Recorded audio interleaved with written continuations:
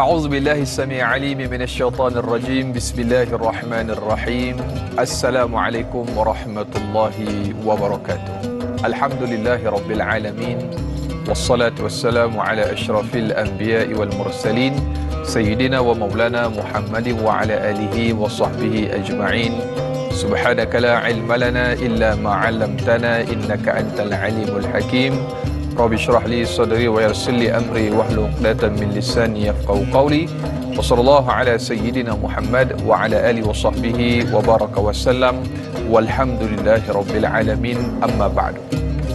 Apa khabar sedang penonton setia, ibu-ibu, ayah-ayah, bakal penghuni syurga Allah Subhanahu wa taala.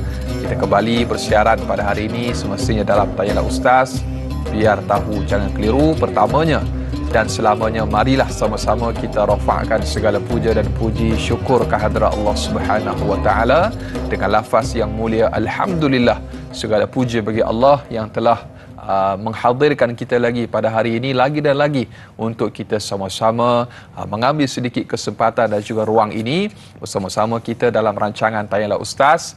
Biar tahu jangan keliru, dan tajuk yang bakal kita bicarakan, yang bakal kita diskusikan pada pagi ini iaitu tafsir dan tarannum untuk surah Fatir ayat yang ke-18 hingga ayat yang ke-26, dan kita sebagaimana biasa kita bawakan bintang ilmuwan yang telah pun bersama-sama dengan kita pada pagi ini, Al-Fadhil Ustaz Dr. Muhammad Luqman Ibrahim. Assalamualaikum Ustaz. Waalaikumsalam. Apa khabar? Alhamdulillah. Sebagaimana biasa. Ya. Yang disebutkan Quran ni doktor, dia satu benda yang kita perlu sama-sama tilawah. Saya ingat lagi pesanan doktor dulu, tilawah, ta'lim dan juga tazkiyah. Ni tiga benda yang perlu ada dalam kehidupan kita di zaman yang penuh dengan ujian ini, mehnah dan tribulasi ini. Jadi sama-sama kita akan ikuti sehinggalah ke penghujung siaran untuk sama-sama kita merenung dan juga mentadabur surah Fatir ayat yang ke-18 hingga ayat yang ke-26. Dan doktor, kita war-warkan juga kepada para penonton yang mengikuti kita pada hari ini, anda juga boleh menonton Tanyalah Ustaz secara HD menerusi www.tonton.com.my, dan jangan lupa yang menonton di FB Live, jalankan tanggungjawab anda, tekan butang kongsi, sama-sama kita bantu sebar luaskan siaran kita pada hari ini insya-Allah. Baik. Jadi Fadhil Doktor, sebagaimana biasa kita akan sama-sama memperdengarkan, bukan saya lah, doktor lah yang akan memperdengarkan. Dan hari ini semestinya ada yang menantikan hari ini tarannum apa yang doktor nak gunakan, maqam hijaz kot saya rasa kan. Saya teka je. Jadi saya persilakan kepada Fadhil Doktor untuk bacaan surahnya insya-Allah. A'udzu billahi minasyaitonir rajim. Bismillahirrahmanirrahim. Alhamdulillahilladzi arsala rasulahu bil huda wa dinil haqq ليظهره على الدين كله وكفى بالله شهيدا والصلاة والسلام على رسول الله وعلى آله وأصحابه ومن والاه. Tuan-tuan, puan-puan, muslimin, muslimat, mukminin, mukminat, sidang penonton yang dirahmati Allah sekalian. Alhamdulillah kita dapat bersua lagi pada kali ini dengan perbincangan tarannum dan tafsir ini. Dan tuan-tuan, saya akan baca dulu beberapa ayat. Mungkin tidak semua sekaligus, tapi beberapa ayat sebelum kita membincangkan bersama Dai Anas ini insya-Allah. Ayat ke-18 daripada surah Fatir. A'udzu billahi minasyaitonir rajim.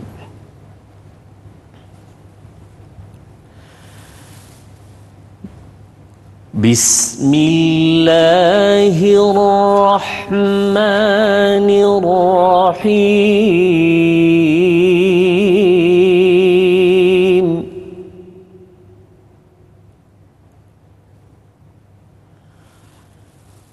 ولا تزر وازرة وزر أخرى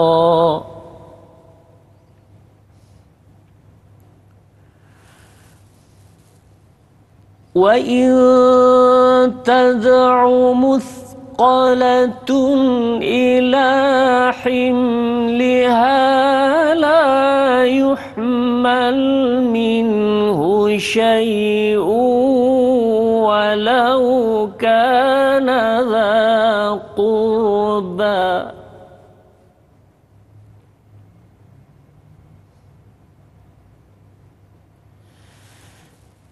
إنما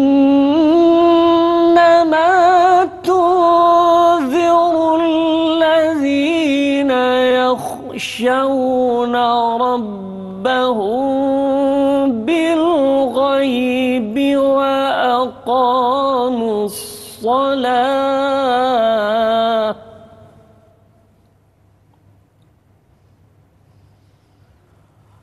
ومن تزكى فإنما يتزكى لنفسه وإلى الله المصير.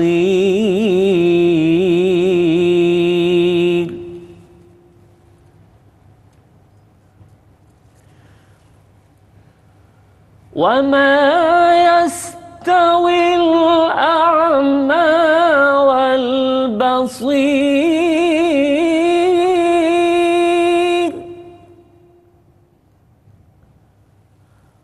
ولا الظلمات ولا النور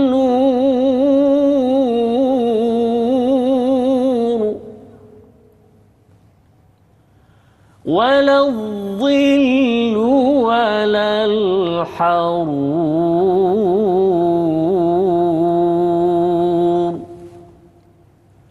صدق الله العظيم. Sadaqallahul azim. Saudara daripada Anas, silakan. Jadi ya Fadhil Doktor dan juga para penonton, dengan izin saya bacakan mafhumnya ataupun maknanya. Dan ketahuilah, seseorang pemikul tidak akan memikul dosa perbuatan orang lain. Dan jika seseorang yang berat tanggungnya dengan dosa memanggil orang lain untuk menolong memikul sama bebanan itu, tidak akan dapat dipikul sedikit pun daripadanya, walaupun orang yang diminta pertolongannya itu dari kerabatnya sendiri.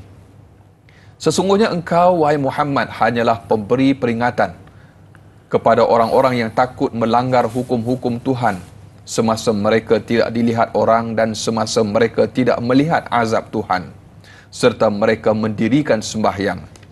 Dan sesiapa yang membersihkan dirinya dari segala yang dilarang, maka sesungguhnya ia melakukan pembersihan itu untuk kebaikan dirinya sendiri. Dan ingatlah, kepada Allah jualah tempat kembali. Dan tidaklah sama orang buta dengan orang yang celik, dan tidaklah sama gelap gelita dengan cahaya yang terang benderang, dan tidaklah sama suasana yang teduh dengan yang kencang panasnya. Sadaqallahul azim. Doktor. Ya. Terima kasih kepada Dai Anas dan tuan-tuan muslim rahmat Allah sekalian. Beberapa ayat yang kita baca pada awal ini, antara lain ayat 18 itu tuan-tuan, Allah Subhanahu wa taala menyebutkan bahawa wala taziru waziratun wizra ukhra. Tidak ada siapa yang akan menanggung dosa orang lain.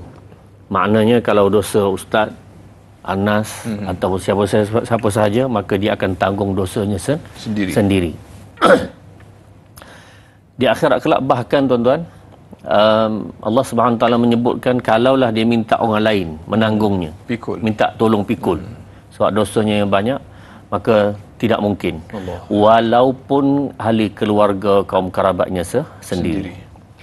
Dalam beberapa tafsir menyebutkan tentang satu riwayat berkenaan dengan di akhirat kelak ada seorang bapa. Bapa ini dia bila masuk bertemu dengan Allah Subhanahu Wa Taala, diperkirakan amalan dia, maka bila dikira-kira amalan ni sama. Jadi kaedahnya yang Allah Subhanahu Wa Taala tetapkan, kalau sama dia kena ada satu yang lebih, satu pahala lebih, barulah layak dia masuk dalam syurga. Dia pun terlepas dan ada peluang itu, terlepas daripada masuk neraka dan ada peluang untuk masuk syurga ni, dia terus cari.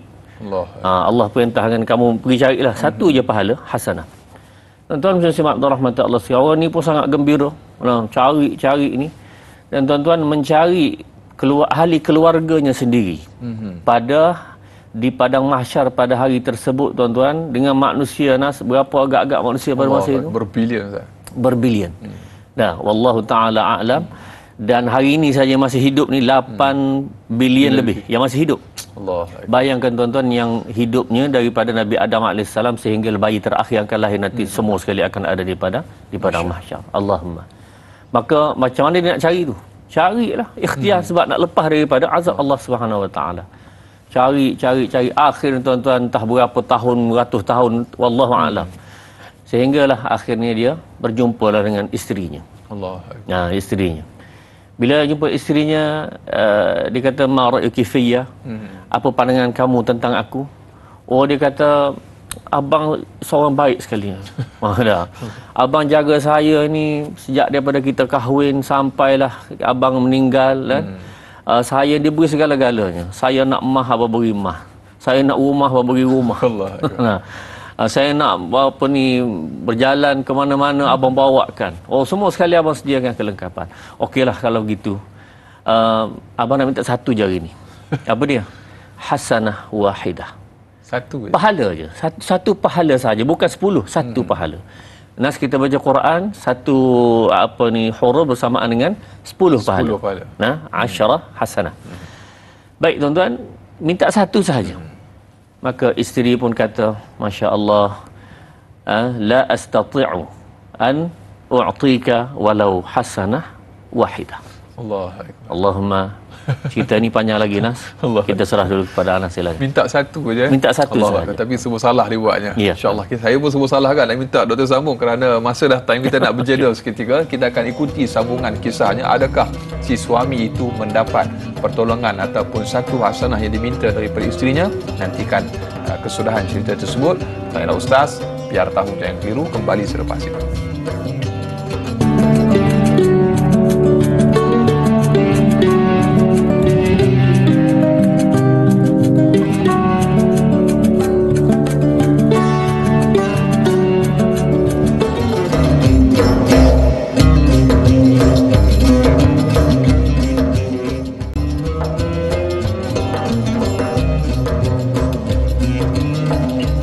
Alhamdulillah, kembali dalam Tanyalah Ustaz, biar tahu jangan keliru, dan masih lagi bersama-sama dengan kita pada pagi ini Al-Fadhil Ustaz Dr. Muhammad Luqman Ibrahim. Kita nak teruskan lagi Doktor untuk lanjutan kisah tadi, sebagaimana yang Doktor ceritakan, kongsikan. Kadang-kadang dalam kehidupan kita, kita rasa kitalah yang paling romantis, menunjukkan, menzahirkan, oh sweetnya keluarga ni. Tetapi di saat ketika mana huru-hara yaumul mahsyar nanti, kita saat menantikan mungkin adanya kebaikan yang kita sangkakan, banyak kebaikan yang kita lakukan, rupa-rupanya sama pula. Sebagaimana doktor sebut tadi, pahala dengan dosa di timbangan itu sama. Jadi ada pertolongan yang diminta oleh sang suami kepada isteri. Adakah dapat doktor lanjutannya? Baik, terima kasih Nas dan tuan-tuan muslimin rahmat Allah sekalian. Persoalan tadi, adakah dia dapat satu pahala yang dikehendaki untuk menyelamatkan daripada azab Allah Subhanahu Wa Taala masuk dalam syurga. Tuan-tuan, dia pun cari isterinya dan jumpa, minta kepada isterinya. Jadi bila minta ni tuan-tuan, akhirnya isteri jawab apa? Setelah dia isteri menceritakan kebaikan-kebaikan di atas dunia. Begini begitu, dak segala kebaikan diberikan, kekayaannya, rumah, keretanya habis semua sekali diberikan. Maka akhirnya bila minta satu, isteri jawab, la astati'u atau la utiqu an u'tika walau hasanah wahidah. Aku tak mampu nak beri satu hasanah, kerana aku belum pasti lagi. Inni atakhawwaf mislu ma tatakhawwaf. Aku pun takut macam mana kamu takut. Kamu takut masuk neraka kan? Aku pun takut juga. Aduh, Allahumma. Rupanya atas muka dunia hidup bersama, tidur sebantal, rupanya akhirnya di akhirat kelak kamu aku. Allah, nafsi. Nafsi. Allahumma, tuan-tuan. Ini hakikat berlaku. Jadi suami ni sedih Allah, rupanya sangat dahsyat hari akhirat ini. Akhirnya dia cari pula anak pula. Bila cari anak pergi, itu berapa ratus tahun pula tu nak jumpa tu. Akhirnya jumpalah anak dia. Allah, wahai anak tu, sukanya jumpa anak dia. Ayah minta tolong sikit je. Sama, ayatnya sama. Dia kata, pandangan kamu pada aku, wahai anak? Oh, dia kata abun karim, mak bapak yang baik dah. Sejak daripada saya kecil lagi. Mula kecil saya nak basikal, beli basikal, nak motor, pergi motor lah. Aksiden. Anak naik motor, aksiden, putus kaki, jaga lagi anak tu, contoh lah. Jadi kasihnya begitu sekali, dah memberi segala kebaikan pada anak. Oh, kalau begitu, hai anak, saya ayah nak minta satu saja, hasanah wahidah. Ijazah saja. Masya Allah, tuan-tuan, apa anak tu jawab? Sama seperti mak ni kata bahawa la utiqu an u'tika walau nisfa hasanah. Kalau kamu minta separuh pahala, aku tak boleh bagi. Allahumma, sedihnya kita pada hari itu, tuan-tuan. Jadi tuan-tuan, saya nak kaitkan tadi bahawa orang ini tak dapat, sampai sudah tak dapat, hanya Allah Subhanahu Wa Taala menentukan dengan rahmatnya selepas itu. Cuma nak bagi tahu tuan-tuan bahawa kita baca Quran, man qara harfan min kitabillah, satu huruf dibaca sama dengan 10. Bapak ni minta satu sahaja. Allah kira. Jadi maknanya tuan-tuan, bacalah Quran sebanyak banyak biar kita mati dengan bacaan Al-Quran. Amin, insya-Allah. Mudah-mudahan. Baik doktor, kita ada soalan yang pertama untuk kita raikan pada pagi ini daripada Intan Zurina Abdul Razak di Facebook.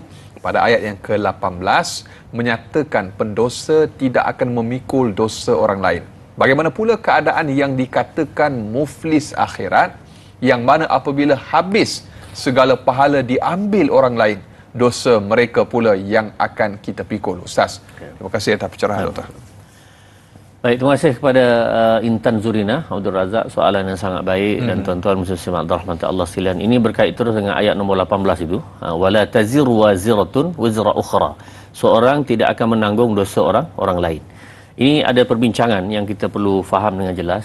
Yang pertama sekali, ayat ini secara mutlaqahnya, secara umumnya menyebutkan dosa satu orang tidak ditanggung oleh orang yang lain. Okey. Kemudian tuan-tuan, kita perlu melihat bahawa di sana ada dalam ayat Quran juga yang menyebutkan ada yang menanggung. Contoh, a'udzubillahi minasyaitonirrajim. Wa in liyahmilu awzarahum kamilatan yawmal qiyamati wa min awzaril ladzina yudhillunahum bighairi ilm. Dia akan membawa segala dosa, pikul dosa dia sendiri, dan juga wa min awzaril ladzina yudhillunahum bighairi ilm, dan dosa orang dia sesatkan. Maknanya tuan-tuan, dosa peribadilah. Tetapi kalau sebab kita yang buat dosa, orang lain ikut, maka kita juga menanggung. Kita merintis benda tu. Ya, merintis dosa itu kita menanggung. Saya suka beri contoh mudah, tuan-tuan. Contoh, orang buka kedai judi. Nah, dosa ke tidak? Dosa sangat besar. Dosa besar. Baik, itu satu dosa. Kemudian orang datang berjudi, dosa ke tidak? Berdosa. Tapi dia dapat tukang buka kedai ini dapat 2 kali ganda. Kenapa? Dia buka satu, orang datang pula satu, 2 kali. Yang berjudi tak dapat satu. Jadi maknanya tuan-tuan, ini wa min auzaril ladzina yudhillunahum bighairi ilm. Dan begitu juga tuan-tuan, dalam hal ini saya nak sebutkan bahawa ada kan, biasa dalam internet kita tengok, ada asatizah kita juga mengatakan bahawa mak bapak tak tanggung dosa si anak. Ayat ini secara umum betul lah. Tapi kalaulah mak ayah itu tidak mengajar fardu ain kepada anaknya, kalau dia tak boleh ajar fardu ain, semayang, puasa, menutup aurat, benda-benda wajib ke atas diri dia tak ajar, kalau tak pandai ajar, dia hantar ke sekolah agama, dia tak buat perkara ini, dia tidak terlepas. Kenapa? Kerana perkara itu bermula daripada dia. Tuan-tuan, isteri Ustaz mengajar, mengajar di sekolah. Jadi biasanya sekolah akan buat kem bistari solat. Jadi bila buat kem bistari solat ni, ngajarlah budak-budak sekolah ni, tanyalah macam mana kamu sembahyang, tak erti sembahyang. Okey, tak apalah, kita ajarlah. Bila mengajar ni, mak ayah kamu tak ajar sembahyang ke? Mak ayah pun tak sembahyang. Ni buat bancian. Ini tuan-tuan. Rupanya memang ini pun ramai. Jadi anak datang sekolah, alhamdulillah anak dapat belajar sembahyang, tapi rupanya mak ayah pun tidak sembahyang. Maka seperti ini tuan-tuan, yang dia tetap menanggung dosa kerana tidak mengajar fardu ain kepada anak tersebut. Adakah fardu kifayah itu cerita nombor 2 lah, tapi fardu ain adalah kewajipan yang mesti. Allahu akbar. Sebab tu mudah-mudahanlah bila anak tu kita hantar ke sekolah agama, dia menjadi turning point, titik tolak kepada ibu ayah ni, terbuka hati, insya-Allah. Mudah-mudahan itu yang kita harapkan sebenarnya, doktor. Tapi itulah alang-alang tu kadang-kadang tak terbuka juga tu, sebab tu hidayah dia bukan milik kita. Innaka lam tahdi man ahbabta walakin Allah yahdi man yasha. Tu ayat tu Baik. Jadi itulah antara ikhtiar yang perlu kita lakukan. Mudah-mudahan bukan sahaja anak kita yang kita harapkan pahala daripada mereka, tetapi kita diri sendiri untuk kita ikhtiar dan juga usaha untuk kita lepaskan tanggungjawab kita, insya-Allah. Baik, doktor, untuk ayat yang ke-18 telah pun kita bicarakan. Mungkin lanjutannya mungkin ada tambahan selepas ini, kerana kita nak terus sahaja dengan tadabbur ayat yang berikutnya. Dan tidaklah sama orang buta dengan orang yang celik pada ayat yang ke-19 dan berikutnya, doktor. Baik, terima kasih Anas. Sebelum itu saya nak sambung sedikit berkenaan soalan tadi. Ada sedikit berkenaan di akhirat kelak orang akan dipanggil si muflis. Nah, Intan Zurina tadi menyebutkan tentang muflis. Iaitu muflis, tuan-tuan, Rasulullah SAW tanya, atadruna manil muflis? Kamu tahu tak satu golongan yang muflis? Maka sahabat kata, kami tidak tahu. Muflis indana, al-muflisu indana man la dirham lahu wa la dinar lahu. Di sisi kami, muflis ini tak ada duit, tak ada uang, tak ada fulus. Itu muflis lah.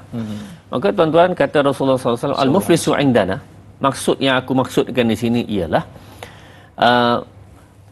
orang yang man ya'ti bisalatin, pahala semayang datang di akhirat kelak banyak, wa zakatin, zakat, dan segala amalan agama dia buat itu dapat apa? Pahala yang banyak.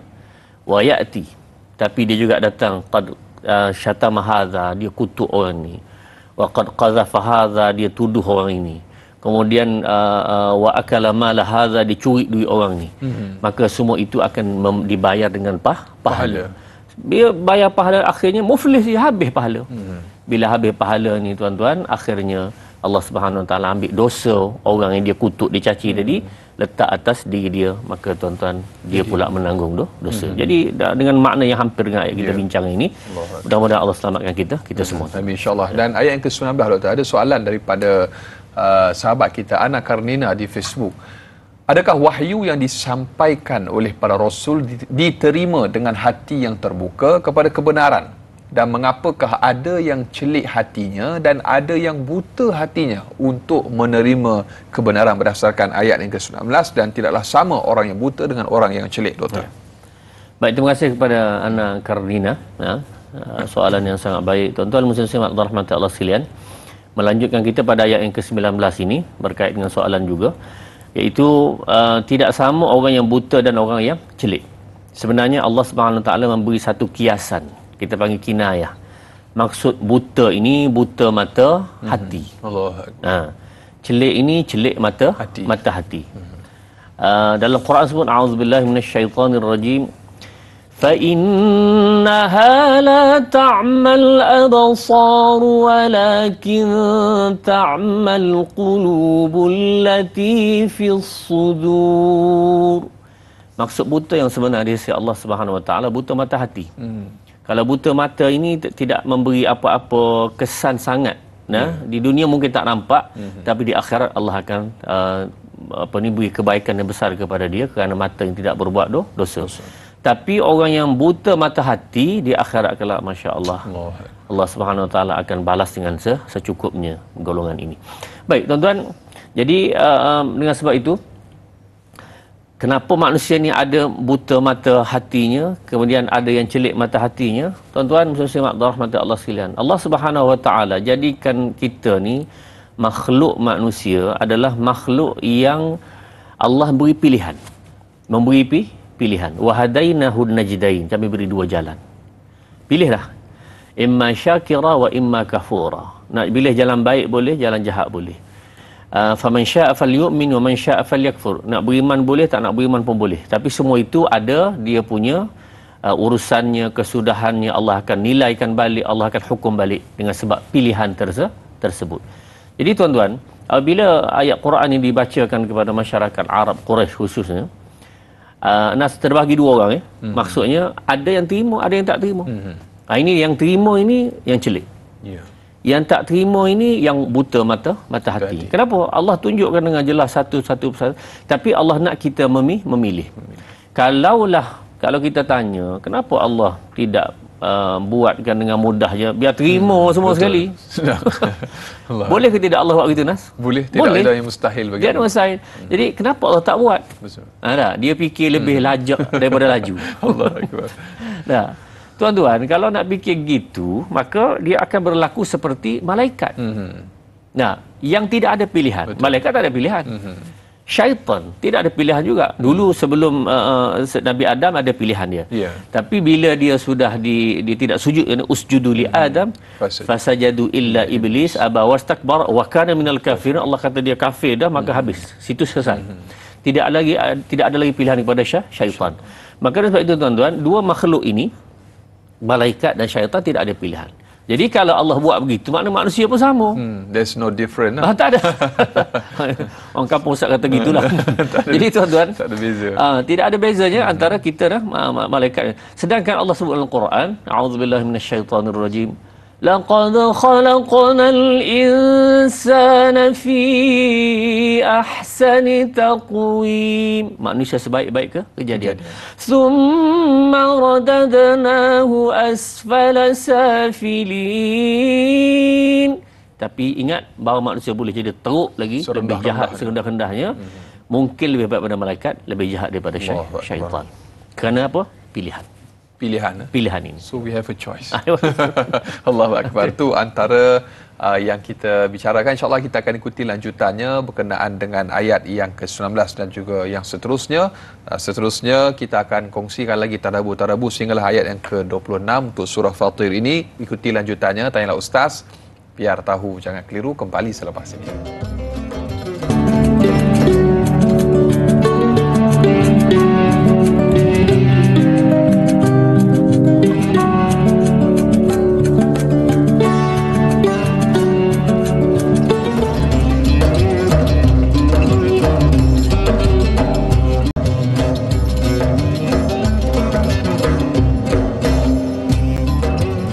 Alhamdulillah, kembali dalam Tanyalah Ustaz, biar tahu jangan keliru. Dan masih lagi kita membicarakan tafsir dan taranum surah Fatir ayat yang ke-18 hingga ayat yang ke-26 bersama dengan Al-Fadhil Ustaz Dr. Muhammad Luqman Ibrahim.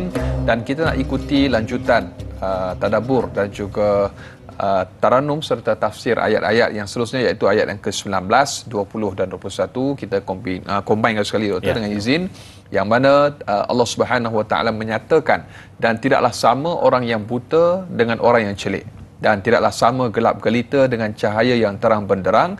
Dan pada ayat yang ke-21, dan tidaklah sama suasana yang teduh dengan yang kencang panasnya. Jadi saya serahkan kembali kepada Al-Fadhil Doktor. Terima kasih Anas dan tuan-tuan muslim-muslimat dan rahmati Allah sekalian. Sebenarnya ayat-ayat ini antara lain menunjukkan yang tadi kita telah sebutkan al-a'ma wal basir. Itu makna secara kiasannya Allah sebutkan bahawa manusia yang buta daripada kebenaran, buta hati, yang celik kepada kebenaran. Kemudian waladzulumat. Az-zulumat ini ialah yang menolak Islam. Kemudian an-nur yang menerima Islam. Sebenarnya tuan-tuan, ada beberapa perkara penting. Yang pertama sekali ialah al-haq wal batil. Hak dengan kebenaran. Dia tidak akan bersatu selama-lamanya. Hak dengan batil. Adil dengan zalim. Islam dengan kufur. Halal dengan haram. Jadi perkara-perkara ini memang tidak akan bersatu selama-lamanya. Mana tak mungkinlah orang ni adil, ya, zalim pun ya, tak mungkin. Jadi dipanggil al-jam'u bainan naqidain muhal. Mengumpulkan dua benda yang sifatnya bertentang duduk sekali satu masa tak mungkin. Air dengan minyak. Air dengan minyak, dia akan macam mana buat pun mesti akan dia akan terpisah juga.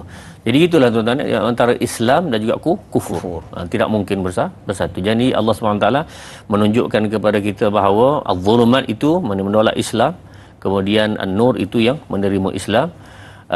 Walal-dhillu walal-harur. Al-dhil sebenarnya makna bayang. Al-harur daripada har, panas, Tuan-tuan, sebahagian tafsir menyebutkan bahawa ini menunjukkan kepada syurga dan neraka. Kiasan kepada syurga dan neraka, tak akan sama ke keduanya. Ukuluha daimun wa dhilluha. Allah sebutkan sifat dalam syurga yang ada dhil, ada teduhan. Jadi maknanya ini memberi gambaran tentang Islam, kufur, kemudian syurga, neraka. Ini bandingan-bandingan yang tidak mungkin akan bersatu. Dengan arti tuan-tuan, kita sebagaimana Ustaz sebut tadi, Allah Subhanahu Wa Taala memberi pilihan dan kita kena buat pilihan tersebut. Nak atau tidak nak. Jadi kalau tidak ada pilihan, manusia ini akan sama sahaja dengan perkara lain. Kesan antara kesan besar bila manusia ini tidak boleh memilih, maka tidak ada dosa.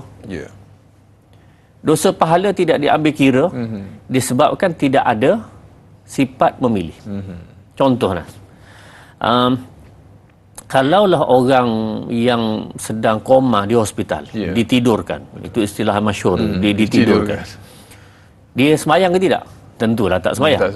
Dosa ke tidak, Nas? Tak dikira. Tak dosa. Kenapa? Sebab dia tidak ada sifat memilih. Dia tak sadar macam mana. Tak ada pilihan. Tak ada pilihan. Tapi kalau dia sadar, wajib semayang. Tak kira semayang kalau di hospital tu cara tidurnya, cara duduk, tak kira. Yang pentingnya kewajipan itu ada semasa dia sadar. Jadi kalaulah orang tu mengigau, saya suka bagi contoh ni tuan-tuan. Orang tu mengigau, dia duduk di kondo yang tingkat 30. Mengigau tu dia jadi Superman. Dia mengigau. Terjun, mati. Sleepwalker.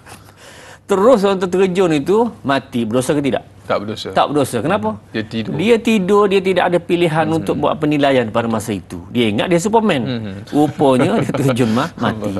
Jadi tuan-tuan, dengan sebab itu yang Allah ambil kira ini ialah memilih di antara hak, batil, adil, zalim, syurga, neraka. Ini dia tahu perkara tersebut, akhirnya dia buat pilihan. Allahu Akbar. Itu yang membezakan kita dengan malaikat. Baik, seterusnya doktor, kita ada Jura Azlin Sufian di Facebook. Untuk ayat yang ke-20, tidak pula sama gelap gelita dengan cahaya. Dan adakah gelap gelita itu bermaksud kebatilan? Mohon pencerahan doktor. Sedikit tambahan. Terima kasih. Terima kasih pada Jura Azlin Sufian. Tuan-tuan, dia benar. Maksud gelap gelita itu maksud yang hak dan batil. Dan tuan-tuan, Ustaz nak kaitkan sikit tentang hak dan batil ini. Kadang-kadang antara yang tersebar di media sosial sekarang ini ialah pemikiran yang benar dengan tidak benar ini. Contohlah isu yang sedang kata bermain sekarang ini, iaitu isu Palestin. Yang sangat menyanyatkan hati kita. Tuan-tuan, antara lain disebutkan ialah berkenaan dengan tanah Palestin itu, orang kata ada di kalangan orang Islam yang memberi dalil, memberi bukti bahawa tanah Palestin itu memang milik Yahudi. The promised land. Ya, promised land. Kita kata kat mana? Ayat Quran. Pandai pula dia ayat Quran. Okey tuan-tuan. Ayat Quran sebut, a'udzubillahi minasyaitonirrajim. Ya qaumi dkhulul ardal muqaddasata allati kataballahu lakum. Bahawa kau masuklah ke tanah yang telah yang telah dijanjikan kepada kamu. Nas, kalau kita nak baca ayat Quran, baca per habislah. Betul. Baca per habis. Jangan baca situ je. Soalannya, Bani Israel itu terbahagi dua. Yang pertama, yang tidak mengikut Musa, itulah majoriti, ikut Firaun. Betul. Itulah majoriti, paling ramai. Yang ikut Musa, minoriti sikit. Yang ikut Musa ini pun setelah melihat tentang bagaimana Firaun tenggelam dalam laut, lepas tu diberi makan manna wassalwa, itu adalah Quran belaka tu lah, manna wassalwa. Dia pun sangat dahsyat, makanan sedap apa semua daripada langit ini. Kemudian lepas itu Allah perintahkan masuk dalam tanah Palestin itu, Ardul Muqaddasah itu. Soalannya, mereka masuk ke tidak, Nas? Tak masuk. Tak masuk. Baca habis ayat tu. Dia ingkar. Malahan apa kata? Qalu inna fiha qauman jabbarin. Baik, ini yang orang sekarang duk beri alasan bahawa tanah itu mereka duduk mula-mula. Kita kata bohong. Ya. Mereka sehingga sebutlah ayat tersebut, Allah sebut bahawa inna fiha qauman jabbari. Ada dah kaum yang sangat perkasa duduk kat situ. Betul. Maknanya mereka bukan orang pertama. Ya tak? Satu. Yang kedua ialah dahlah Allah suruh, dia tak nak masuk, dia cakap pula dengan kata-kata yang sangat keji. Apa dia? Dia kata idhhab anta wa rabbuka faqatila. Masuk, kalau kamu nak pergi wahai Musa, pergilah kamu dengan Tuhan kamu, peranglah dengan kawan tu, dengan qauman jabbarin tadi. Allahu Akbar. Inna lan nadkhulaha hatta yakhruju minha, kami tidak akan masuk sehingga mereka yang keluar. Maksudnya kalau kamu menang, beritahu kami akan masuk. Dia ambil jalan selamat. Allah. Dia play safe. Play safe tu dengan siapa dia? Dengan Allah, Nabi dan betul. Allah Subhanahu wa taala. Dia main-main tu. Main-main. Sehinggalah Allah Allahu Subhanahu wa taala sebut dalam Quran dengan jelas. Betul. Qala fa innaha muharramatun alaihim 40 sanah, mereka diharamkan masuk ke Palestin selama 40 tahun. Yatihuna fil ard, dan mereka ini tersebar, terbiar, tak boleh masuk ke tempat yang ditentukan oleh Allah Subhanahu wa taala itu. Dan antara lainlah yang disebutkan oleh para ulama, barangkali dengan makna ini itulah memang Yahudi bertempiaran seluruh dunia, bertebaran seluruh dunia, sehinggalah tahun 1948 bila mereka serang Palestin, barulah mereka boleh duduk di satu negara tertentu. Itu pun dirampas daripada orang lain. Palestin. Allahu Akbar. Jadi itu antara sedikit gambaran untuk situasi yang sedang berlaku. Kita lihat bagaimana kekejaman yang berlaku. Mereka tidak ada peri kemanusiaan, membunuh, sehingga disebut kanak-kanak kecil pun mereka bunuh juga, dan tidak ada rasa simpati langsung. Ini antara kekejaman yang berlaku, kezaliman. Kita doakan semoga saudara-saudara kita diberikan kekuatan oleh Allah Subhanahu wa taala di Palestin, insya-Allah. Baik, Doktor, kita nak teruskan lagi dengan ayat yang ke-22, iaitu dan demikianlah pula tidaklah sama orang-orang yang hidup dengan orang-orang yang mati. Sesungguhnya Allah menurut undang-undang peraturannya dapat menjadikan sesiapa yang dikehendakinya mendengar ajaran-ajaran kitab Allah serta menerimanya, dan engkau wahai Muhammad tidak dapat menjadikan orang-orang yang di dalam kubur mendengar dan menerimanya. Dan jadi saya serahkan untuk taranumnya bersama dengan Al-Fadhil Doktor, insya-Allah. Terima kasih Nas. Dan tuan-tuan, kita akan baca sikit lagi ayat pada bahagian yang seterusnya ini, ayat yang ke-22 dan seterusnya. A'udzubillahi minasyaitonirrajim. Bismillahirrahmanirrahim. Wa ma yastawil ahya'u walal amwat. Inna Allah yusmi'u man yasha' wa ma anta bimusmi'in man fil qubur. In anta illa nadhir. Inna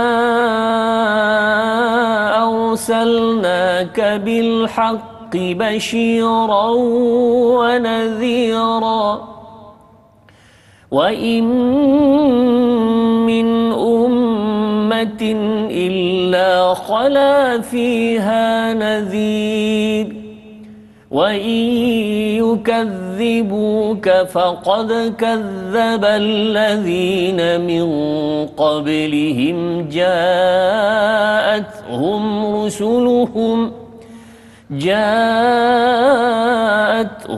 رسلهم بالبينات وبالزبر وبالكتاب المنير ثم أخذت الذين كفروا فكيف كان نكير. صدق الله العظيم. Dan demikianlah, sekali lagi kita dengan izin saya ulang sekali untuk ayat yang ke-22, dan demikianlah pula tidaklah sama orang-orang yang hidup dengan orang-orang yang mati. Sesungguhnya Allah menurut undang-undang peraturannya dapat menjadikan sesiapa yang dikehendakinya mendengar ajaran-ajaran kitab Allah serta menerimanya, dan engkau wahai Muhammad tidak dapat menjadikan orang-orang yang di dalam kubur mendengar dan menerimanya. Engkau tidak lain hanyalah seorang rasul pemberi peringatan dan amaran. Sesungguhnya kami mengutusmu dengan agama yang benar. sebagai pembawa berita gembira kepada orang-orang yang beriman dan memberi amaran kepada orang-orang yang ingkar. Dan tidak ada sesuatu umat pun melainkan telah ada dalam kalangannya dahulu seorang rasul, pemberi ingatan dan amaran. Dan jika mereka yang kafir itu mendustakanmu, maka yang demikian itu tidaklah menjadi hal, kerana sesungguhnya orang-orang yang terdahulu sebelum mereka telah juga mendustakan rasul masing-masing. Mereka telah didatangi rasul-rasulnya dengan membawa keterangan-keterangan mukjizat yang nyata dan kitab-kitab nasihat pengajaran serta kitab syariat yang terang jelas. Dan di ayat yang ke-26, kemudian aku timpakan orang-orang kafir itu dengan azab yang membinasakan, maka perhatikanlah bagaimana buruknya akibat kemurkaanku menimpa mereka. Sadaqallahul Azim. Dan demikian selesai untuk sehingga ayat yang ke-26 telah saya bacakan maksudnya. InsyaAllah Doktor, kita akan ikuti tadaburnya selepas ini untuk ayat bermula daripada ayat yang ke-22 sehingga ayat yang ke-26. Terus kekal bersama Tayar Ustaz, biar tahu jangan keliru, kembali selepas ini.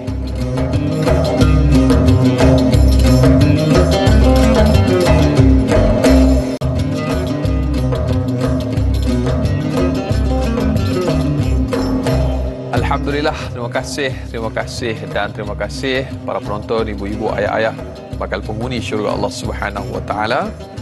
Dan kita kembali dalam Tayar Ustaz, biar tahu jangan keliru. Suka untuk saya ulang sekali lagi kepada para penonton, kita sedang berada pada zaman yang penuh dengan ujian, dengan mehnah dan tribulasinya. Jadi peringatan dahulu Fadil Dr. Luqman telah kongsikan kepada kita berkenaan dengan 3 perkara yang perlu kita lazimi dan kita biasakan dalam kehidupan kita, iaitu tilawah. Kita melazimi untuk kita membaca Al-Quran, jangan tinggal, kerana membaca satu huruf Al-Quran seperti pahalanya ialah 10 ganjaran yang diberikan oleh Allah Subhanahu Wa Taala. Tilawah, kemudian ta'lim, kita sama-sama belajar, kita menghayati, mentadabbur sebagaimana hari ini kita kongsikan berkenaan dengan Al-Quran. Dan yang ketiga ialah tazkiyah, iaitu tazkiyatun nafs. Itu yang perlu kita lakukan dan mudah-mudahan Allah Subhanahu Wa Taala menyelamatkan kita. Dan Fadil Doktor, kita nak teruskan lagi lanjutannya untuk ayat yang ke-22.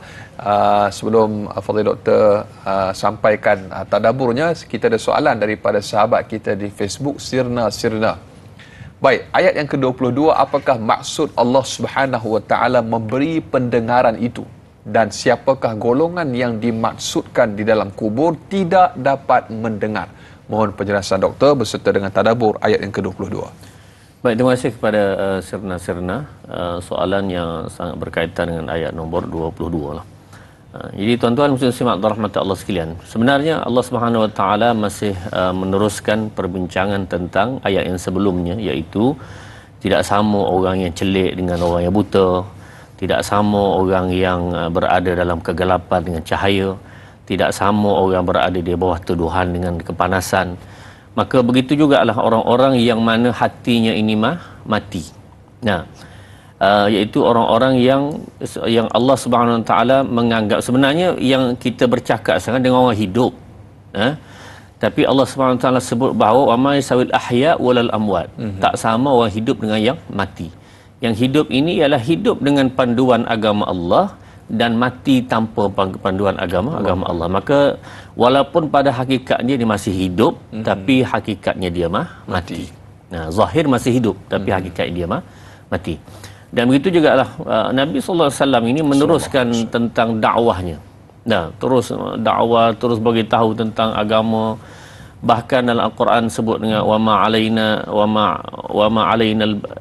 alaina illa al-balaghul mubin, kerja kami menyampai. Sawaun alaihim a anzartahum am lam tunzirhum la yu'minun. Jadi kalau kamu nyampai apa Muhammad, bagi tahu ke tak bagi tahu, tetap juga serupa itulah. Kalau mereka tak nak terima, tetap tidak terima. Tapi tidak. In alaika illal balagh, tugas kamu adalah menyampaikan ya Muhammad. Maka dengan sebab itu tuan-tuan, yang mati dalam kubur ini maksudnya orang yang zahirnya hidup tapi tidak ikut kebenaran itu yang diturunkan daripada Allah dan Rasul, maka itulah yang dimaksudkan, seolah-olah dia sudah mati. Dan ya Muhammad, kamu tak boleh pun nak menghidupkan ataupun memberi pendengaran kepada orang yang mati. Cuma tuan-tuan, dalam hal ini Ustaz nak yang berkaitan sedikit dengan ayat ini, ulama tentang orang yang mati ni, adakah dia boleh mendengar atau tidak terhadap kata-kata orang hidup? Ada. Boleh atau tidak? Boleh. Boleh. Baik, terima kasih. Ana dah jawab. Jadi tuan-tuan saya simak Abdul-Rahman Allah sekalian, ulama ada khilaf sikit sini. Yang pertama mengatakan bahawa tidak mampu mendengar langsung. Matilah. Selesai. Sebab Al-Quran, wa min waraihim barzakhun ila yaumi yub'atsun. Bila orang tu sudah mati, tuan-tuan, dia masuk satu benteng, melepasi satu benteng, dia tidak akan kembali boleh langkah benteng tu, tersebut barzakh ila yaumi yub'atsun, sehinggalah hari kiamat. Baik, itu pandangan pertama. Jadi macam mana dengan ada hadis-hadis yang mengatakan boleh dengar tapak kaki apa semua tu kan? Jadi ulama yang mengatakan demikian tu kerana dia mendhaifkan hadis ini. Itu pandangan satu pandangan. Baik, kemudian pandangan yang kedua mengatakan, ini yang ramai mengatakan bahawa boleh mendengarnya. Misalnya yang mendengar tapak kaki, bila orang tu masuk dalam kubur, maka orang akan melangkah balik daripada kubur dia itu, tapak kaki dalam beberapa langkah tu, mungkin lelaki pun datang tanya, man rabbuka, siapakah Tuhan kamu, wa man nabiyyuka, wa ma dinuka. Itu soalan-soalan yang mungkin nakir akan tanya. Soalan tu Nas mudah-mudah aje. Kalau hidup ini kita boleh jawab dengan senang. Tapi rupanya menjawab dalam kubur bukan dengan mulut. Maksudnya dengan amalan kita. Barulah kita boleh jawab. Baik. Jadi tuan-tuan, pandangan kedua ini kata boleh. Misalnya dalam hadis yang sahih berkenaan dengan Nabi sallallahu alaihi wasallam, bila berlaku perang Badar dan mati ramai di kalangan para musyrikin. Perang Badar ni perlu diingat tuan-tuan, satu perang yang mana sangat berkesan kepada Rasulullah kerana golongan inilah yang menentang Rasulullah di Mekah. Dan sedaya upaya nak bunuh Rasulullah, menolak kebenaran, mengeji, menghina Rasulullah semua sekali. Bila mereka itu mati depan mata Rasulullah, dah dikuburkan, Rasulullah pergi ke tempat kubur, Rasulullah tanya dia, hal wajadtum ma wa'ada rabbukum, adakah sampai dah kepada kamu apa yang Tuhan janji dulu, yang aku duk cakap dulu, sekarang sampai kamu timur ke tidak? Jadi sahabat pun kata, Rasulullah, kamu cakap dengan orang yang tak dengar. Maka Rasulullah kata, tak, mereka mendengar dalam kubur. Jadi itu maksudnya mereka boleh dengar. Sebab itulah tuan-tuan, kalau orang tanya, boleh tak kita bercakap dengan mak ayah kita telah meninggal di kuburnya? Betul. Maka jawapannya, bolehlah. Bercakap itu sekadar memberi satu, makna mereka tu masih mendengar sebenarnya, walaupun mereka tidak boleh menjawab. Wahai mak, wahai ayah, pesan mak ayah dulu, rupanya benar-benar berlaku. Dia boleh kita berkata begitu. Ialah sekadar kita melepaskan rasa kasih, luahan kepada mereka. Tapi janganlah duk ungkit balik, mak dululah, mak yang tetap payahlah. Allah Akbar. Mak kata saya dulu meninggal, ni mak dulu meninggal. Allah. Jadi bercakaplah perkara yang baik-baik, insya-Allah itu adalah kebaikannya, insya-Allah. Allah Akbar. Jadi bila doktor sebut begitu, maka amalan-amalan yang baik, khususnya anak-anak kepada ibu ayah yang telah pergi, maka teruskan mungkin dengan tahlilnya, dengan bacaan Qurannya, kebaikan yang dilakukan. Mudah-mudahan ada saham pahala kepada ibu dan juga ayah kita, insya-Allah. Itu antara amalan yang wajar untuk kita teruskan sebagaimana yang telah pun dipesan dan diwariskan oleh para alim ulama. Dan seterusnya kita ada soalan lagi doktor daripada Facebook. Kita ada untuk ayat yang ke-23, Ruby Abu Bakar yang bertanya, engkau tidak lain, yakni Rasulullah hanyalah seorang pemberi peringatan. Mubasyiran wa nazira, ayat itu. Apakah peringatan yang dimaksudkan di dalam ayat ini dan engkau merujuk kepada siapa yang memberi peringatan itu, doktor? Baik, terima kasih kepada Ruby Abu Bakar. Soalan yang baik, dan tuan-tuan muslim simak rahmat Allah sekalian. Berkenaan dengan ayat in anta illa nadhir, tugas kamu ialah menyampai. Dan tuan-tuan, dalam ayat yang lain, in alaika illal balagh, sama juga. Tugas kamu tidak lain melainkan menyampai. Sebabnya Nabi Muhammad sallallahu alaihi wasallam ini dia ditugaskan untuk memberitahu. Tetapi tidak ada jaminan orang yang dia dakwahkan itu akan menerima dakwahnya.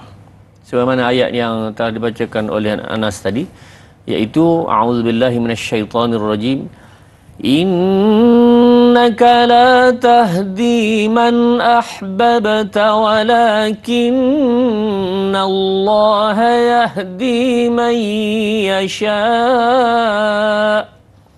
Sesungguhnya kamu yang Muhammad tidak boleh beri hidayat kepada orang yang kamu nak. Walakinna Allah yahdi man yasha. Ayat ini antara lain ialah menceritakan tentang Abu Talib, bapa saudara Nabi sallallahu alaihi wasallam. Abu Talib ni tuan-tuan, dia telah menghabiskan hidupnya untuk membantu berkhidmat kepada Rasulullah, membela Nabi. Tapi akhirnya mana nak beritahu bahawa dia tidak mendapat hadiah itu hak Allah Subhanahu wa taala.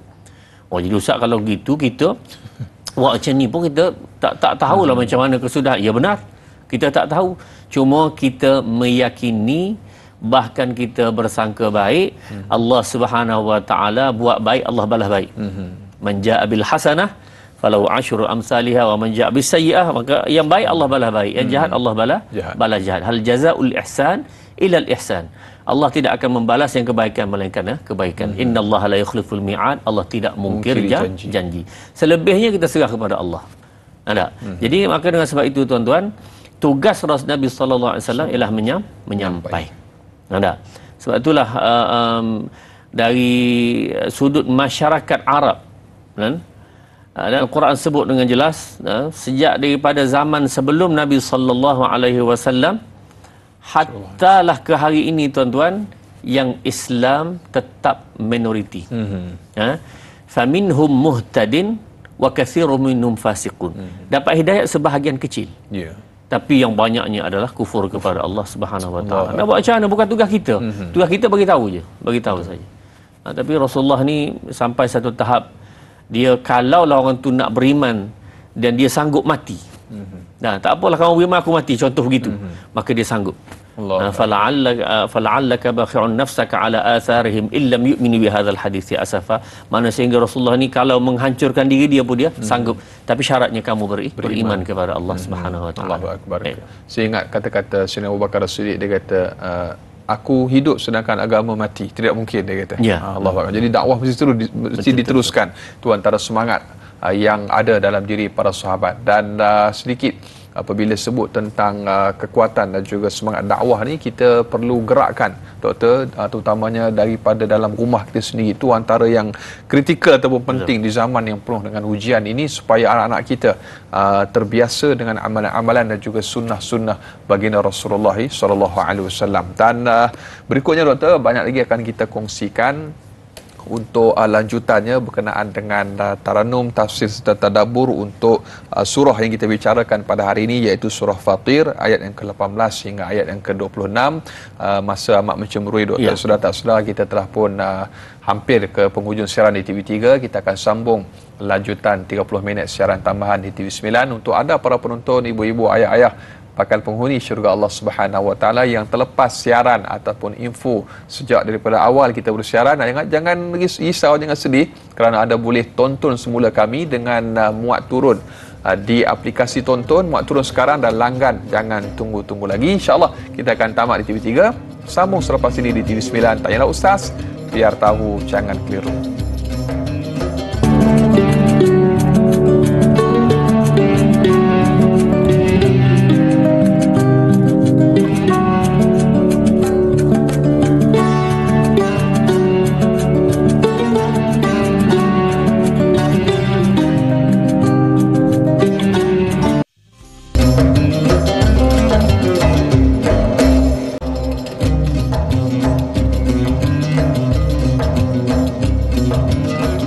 Alhamdulillah, kembali dalam Tanyalah Ustaz, biar tahu jangan keliru, lanjutan 30 minit siaran tambahan di TV9. Terima kasih kepada para penonton, bakal penghuni syurga Allah Subhanahu wa taala yang kekal menonton sehinggalah saat dan juga jam ini. Dan kita masih lagi bersama dengan bintang ilmuwan kita, Yang lain dan tidak bukan Al-Fadhil Ustaz Dr. Muhammad Luqman Ibrahim untuk kita meneruskan tadabbur, tafsir serta tarannum surah Fatir ayat yang ke-18 hingga ayat yang ke-26. Sekali lagi kita kempen kepada para penonton yang menonton di FB Live, jangan lupa untuk tekan butang kongsi, sama-sama kita bantu sebar luaskan insya-Allah. Dan kita nak sambung doktor untuk ayat yang ke-24, sesungguhnya kami mengutusmu dengan agama yang benar sebagai pembawa berita gembira kepada orang-orang yang beriman dan memberi amaran kepada orang-orang yang ingkar, dan tidak ada sesuatu umat pun melainkan telah ada dalam kalangannya dahulu seorang rasul pemberi ingatan dan amaran. Doktor. Baik, terima kasih Nas dan tuan-tuan muslimin rahmati Allah sekalian. Ayat ini sangat baik untuk kita bincangkan tuan-tuan. Pertama sekali Nabi sallallahu alaihi wasallam disebut basyiran wa nadhira. Ini antara gelaran-gelaran kepada Rasulullah, pemberi berita gembira dan pemberi berita duka. Jadi berita gembira ini agama, kemudian agama ini membawa ke syurga. Berita duka ini orang meninggalkan agama, dan meninggalkan agama ini ialah membawa ke neraka. Jadi tuan-tuan rahmati Allah sekalian, ada orang yang suka membawa satu bahagian sahaja tentang Rasulullah, Bashir. Dia tak nak sebut yang Nazir. Sedangkan Al-Quran sangat jelas. Mubasyiran wa nadhira, dan banyaklah ayat-ayat menyebutkan tentang Rasulullah bawa kedua-duanya. Maknanya kalau kamu ikut jalan yang aku bawa ini daripada Allah Subhanahu Wa Taala, kamu syurga. Itu Nazir, Bashir. Kemudian kalau kamu tinggal, kamu tidak ikut, kamu langgar, lawan, maka kamu akan menuju ke neraka. Itu Nazir. Jadi tak boleh tidak. Jadi dengan sebab itu ini juga dibawa oleh para rasul. Wa in min ummatin illa khala fiha nadhir. Tidak adalah umat ini, setiap umat ini ada satu orang pemberi berita tersebut. Yang berita basyirah wa nadhira ni ada yang membawa berita-berita tersebut. Jadi ada rasul. Ada ayat lain, a'udzubillahi minasyaitonir rajim. وَلَقَدْ بَعَثْنَا فِي كُلِّ أُمَّةٍ رَسُولًا أَنِ اعْبُدُوا اللَّهَ وَاجْتَنِبُوا الطَّاغُوتَ. Sesungguhnya kami utuskan setiap fi kulli ummatin rasulan, ada satu rasul.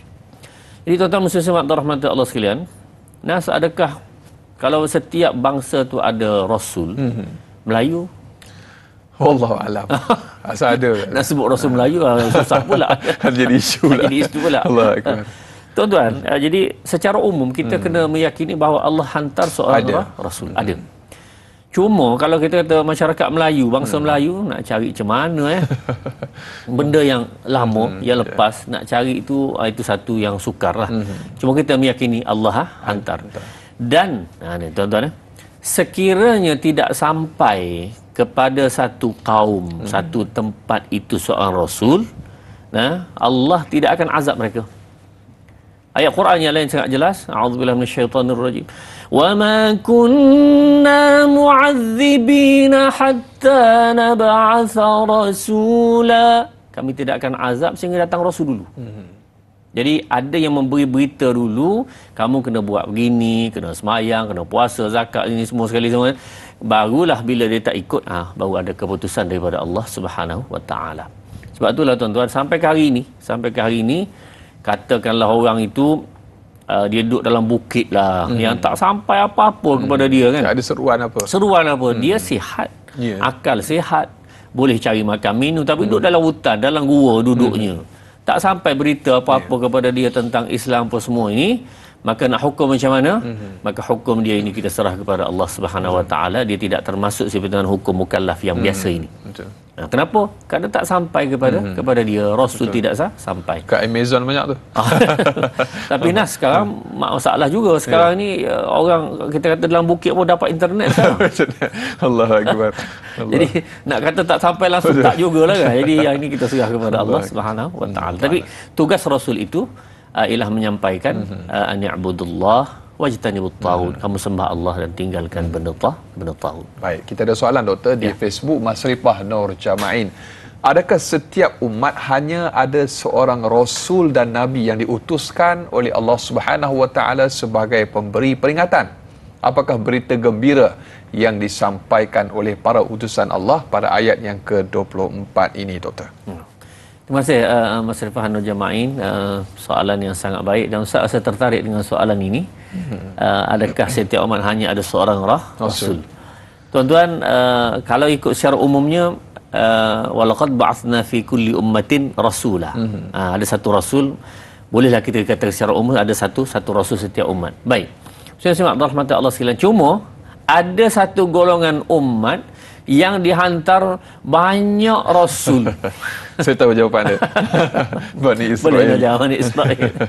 Banyak Rasul, banyak Nabi-Nabi, dan dialah paling pelik sekali, paling banyak bunuh Nabi dan Rasul. Tak boleh pakai punya orang. Inilah bangsa paling pelik. Dan ini disebutkan oleh Allah dalam Quran. Wa yaqtuluna an-nabiyyin wa yaqtuluna al-anbiya wa yaqtulun wa qatlihimul anbiya bighairi haqq. Mereka membunuh nabi rasul. Ini bangsa yang pelik, tuan-tuan. Dan pelik sampai sekarang. Allahumma ambil negara orang, bunuh orang, dan kemudian dia kata dia serang tu kerana membela diri. Membela diri apa? Awak memang menakluki negara orang. Allahumma. Jadi bila orang lawan balik, pengganas. Teroris. Jadi Allahumma, tuan-tuan. Jadi ini satu bangsa, satu golongan. Dan tuan-tuan, mereka ini dalam 25 Nabi itu, mereka membunuh Nabi Yahya, Zakaria, Yahya, Isa hampir dibunuh. Bukankah yang diangkat tu kerana nak dibunuh? Betul. Ya tak? Barra'fa'ahu Allahu ilaih. Allah angkat Nabi Isa AS hampir dibunuh. Sehingga mereka merasakan bahawa yang mereka tangkap itu sebenarnya Nabi Isa AS dilupakan dia salib apa semua. Maka tuan-tuan, itu yang berlaku. Jadi ini satu bangsa yang sangat dahsyat, yang kalau mereka membunuh sekarang pun itu adalah memang sifat mereka lebih dahsyat, membunuh para Nabi dan Rasul. Dan akhirnya Nabi Isa nanti akan turun turun balik dan akan menentang mereka. Allahu Akbar. Dan menentang pemimpin mereka, iaitu Al-Masihud Dajjal. Itu antara dalam hadis fitan. Saya sempat mengikuti dulu, Fadil Ustaz juga pernah cerita. Baik, berikutnya Doktor, kita ikuti lanjutan untuk ayat yang ke-25. Dan jika mereka yang kafir itu mendustakanmu, maka yang demikian itu tidaklah menjadi hal, kerana sesungguhnya orang-orang yang terdahulu sebelum mereka juga telah mendustakan Rasul masing-masing. Mereka telah didatangi Rasul-Rasulnya dengan membawa keterangan-keterangan mukjizat yang nyata dan kitab-kitab nasihat pengajaran serta kitab-kitab syariat yang terang jelas. Doktor. Tuan-tuan muslim-muslimat rahmat Allah sekalian, ayat ini memberi gambaran bahawa Rasulullah sallallahu alaihi wasallam bila datang diutuskan menjadi rasul kepada satu masyarakat Arab, masyarakat Arab, dan ditolak, dikeji, dimaki, dihina. Sebagai manusia, adakah Rasulullah sedih? Sebagai manusia, ia tentu sedih. Hatinya berasa macam pecah kerana Allahumma kecewa. Aku buat benda yang betul tapi orang kata begini, maki, hina dan seumpamanya. Maka tuan-tuan, Allah Subhanahu Wa Taala memberi sedikit ayat ini sebentuk tasliyah. Tasliyah ni maksudnya adalah hiburan sikit pada Rasulullah, kegembiraan sedikit. Ya Muhammad, tak apalah kalau kamu kena begitu. Sebenarnya yang sebelum kamu gitu dah. Allah Akbar. Sepuluh skala. Jadi itulah manusia yang dijadikan oleh Allah Subhanahu Wa Taala. Innal insana khuliqa halu'a idza massahu syarru jazua. Memang sifat gitu dah. Jadi kalau dapat kebaikan suka. Kalau duk beritahu benda-benda dia tak suka ni, dia marah, dia apa menyalahkan takdir. Dan surah Yasin tuan-tuan sangat biasa kita baca dah. A'udzubillahi minasyaitonir rajim. Ya hasratan 'alal ibad ما يأتيهم من رسول إلا كانوا به يستهزئون. Semua datang rasul-rasul itu, tidak datanglah rasul itu melainkan semuanya dihina, dikeji, dicaci nistanya. Itulah sifat seorang rasul. Jadi kalau kita dituduh, dikata ini tuan-tuan, maka kita terimalah. Cuma zaman sekarang kalau kita pergi mana-mana lah, kalau orang panggil menyampaikan dakwah, ilmu agama apa semua ni, nampaknya kita tak kena gini, Mas. Kalau dulu kena dilempar dengan segala-galanya, kita sekarang lempar kuih, lempar nasi ayam, dah kambing, dah jadi penyakit nak pula dah. Allahumma. Itu orang cerita lah. Memang betul begitu tuan-tuan. Suasana tu berubah. Cuma kalaulah orang itu terkena tuduhan, kehinaan disebabkan mempertahankan agama Allah, ketahuilah itulah sunnahnya Rasulullah sallallahu alaihi wasallam. Sudah menjadi sunnah orang berjuang. Ya benar. Itu lagu yang lagu tu kena belajar lepas ni lah. Kita nak berjeda seketika. Jadi kepada anda para penonton, bakal penghuni syurga Allah Subhanahu wa taala, banyak lagi akan kita kongsikan. Terus bersama-sama dengan Taira Ustaz, biar tahu jangan keliru, kembali selepas ini.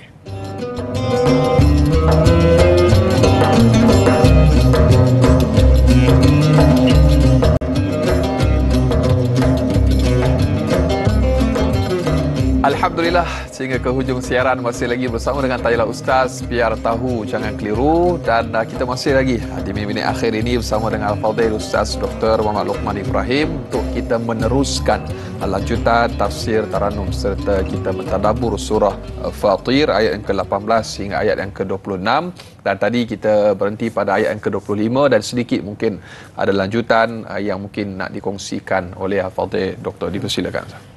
Baik, terima kasih Nas, tuan-tuan muslim rahmati Allah sekalian.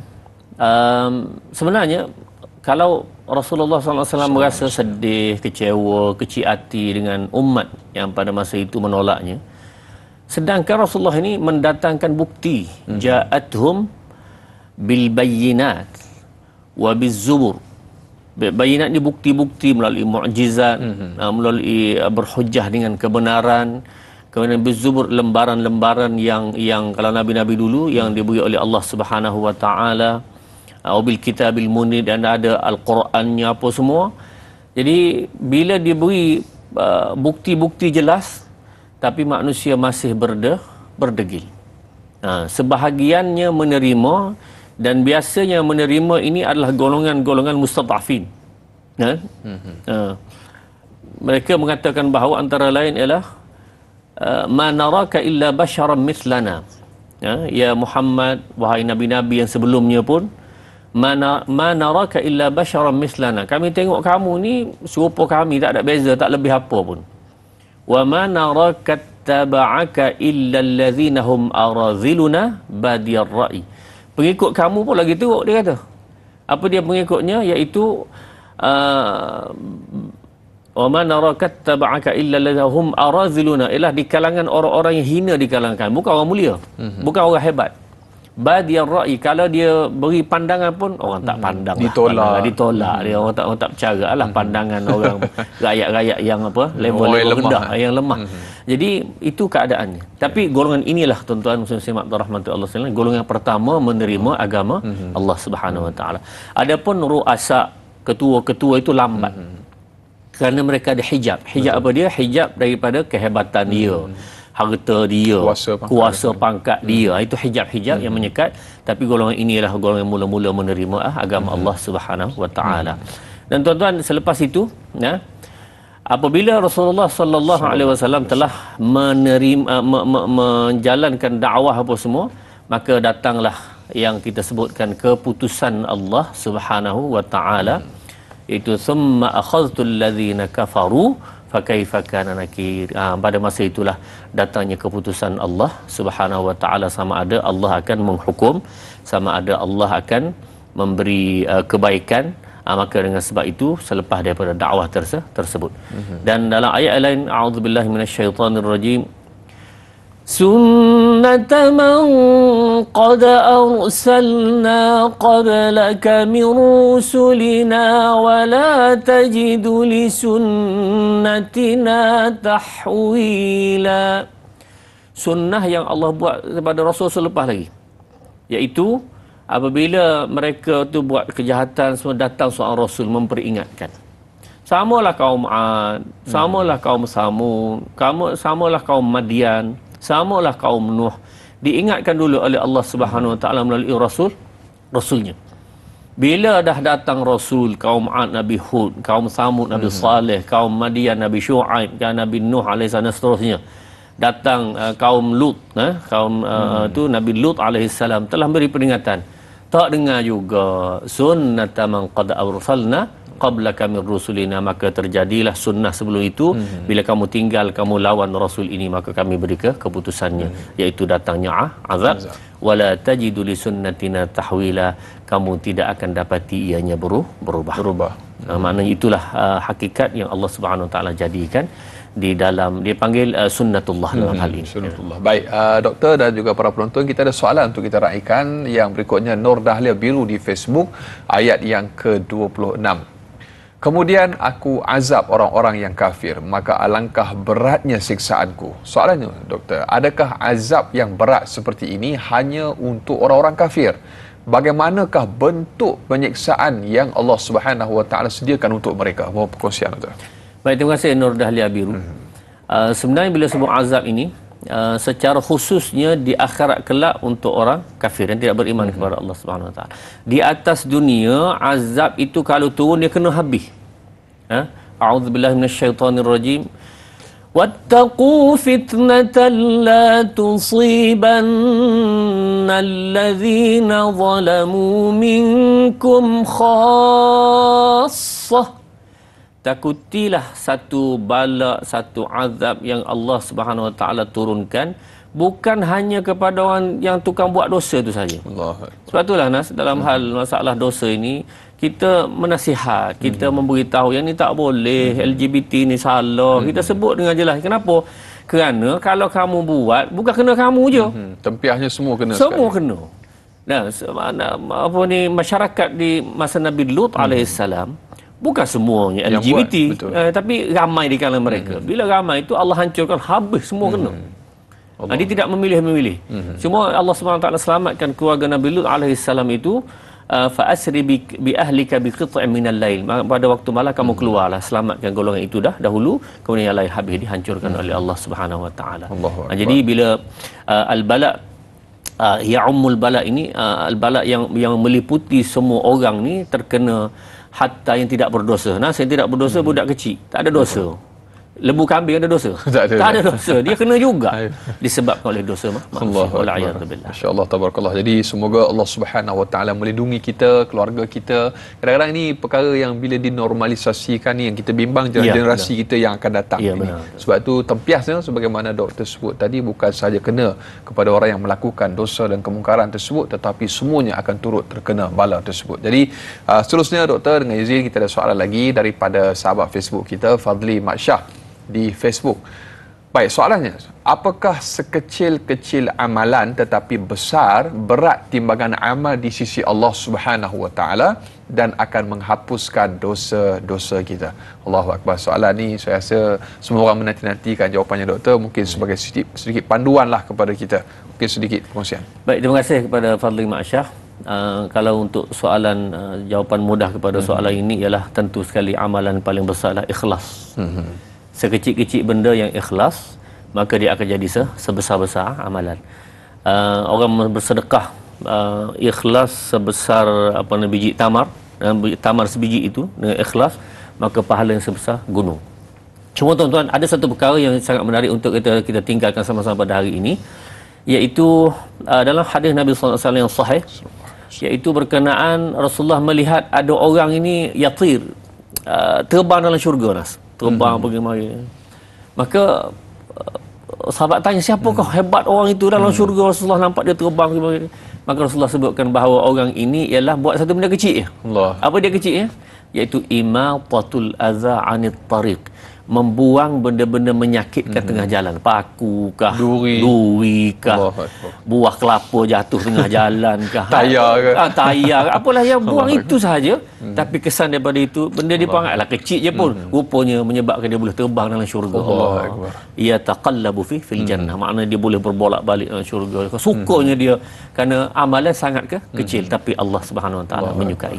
Sebab tu kadang-kadang kita mungkin kita tak buang tu, kita tak kena pada kita, tapi mungkin boleh kena pada orang lain juga.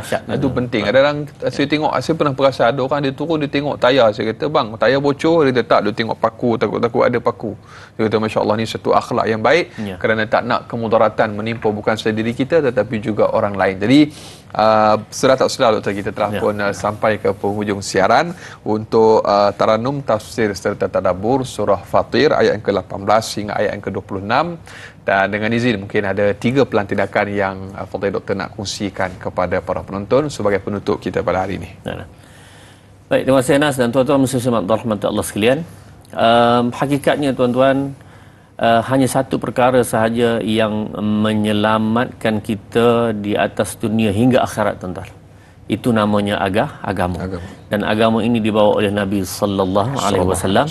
Itulah yang Rasulullah memberi gambaran, ayat ini memberi gambaran kepada kita, iaitu antara az-zulumat, an-nur, al-ahya, al-amwat. Ini memberi gambaran orang yang ikut agama ini dia selamat dunia dan akhirat. Walaupun dia tidak kaya mana atas muka dunia ini, tapi tuan-tuan yakinlah dia mati, dia akan diberi kekayaan sebesar-besarnya dalam syurga. Amin ya rabbal alamin. Amin ya rabbal alamin. Insyaallah. Dan terakhir kita minta Fadil Ustaz Dr. tutup dengan sedikit doa, semoga Allah Subhanahu wa taala memberkati kita dengan barakah baginda Rasul sallallahu alaihi wasallam dan juga Al-Quran. A'udzu billahi minasyaitonir rajim. Bismillahirrahmanirrahim. Alhamdulillahi rabbil alamin. Wassalatu wassalamu ala asyrafil anbiya'i wal mursalin wa ala alihi wa sahbihi ajma'in. اللهم ارحمنا بالقرآن واجعله لنا إماما ونورا وهدى ورحمة. اللهم ذكرنا منه ما نسينا وعلمنا منه ما جهلنا وارزقنا تلاوته آناء الليل وأطراف النهار واجعله لنا حجة يا رب العالمين. وصلى الله على سيدنا محمد وعلى آله وصحبه وسلم والحمد لله رب العالمين. Amin amin ya rabbal alamin. Alhamdulillah, sekali lagi jazakallah khair diucapkan kepada Fadil Dr. Muhammad Luqman Ibrahim atas kesudian untuk berkongsi bersama-sama dengan kita pada hari ini. Semoga Allah Subhanahu wa taala memanjangkan usia Fadil Doktor dalam ketaatan kepada Allah, ditambahkan ilmu pengetahuan, diberikan afiat, keselamatan, kesejahteraan dunia dan juga akhirat. Dan kepada anda para penonton, sekali lagi jazakumullah khair untuk kebersamaan dalam tayangan Ustaz. Biar tahu jangan keliru, ayuh kita tangguh dengan kafaratul majlis dan suratul As. Subhanakallahumma wa bihamdika asyhadu an la ilaha illa anta astaghfiruka wa atubu ilaik. Bismillahirrahmanirrahim. Wal 'asr innal insana lafi khusr illa allazina amanu wa 'amilus solihat wa tawasaw bil haqq wa tawasaw bis sabr. Sekian wabillahi taufiq wa hidayah. Wassalamualaikum warahmatullahi wabarakatuh.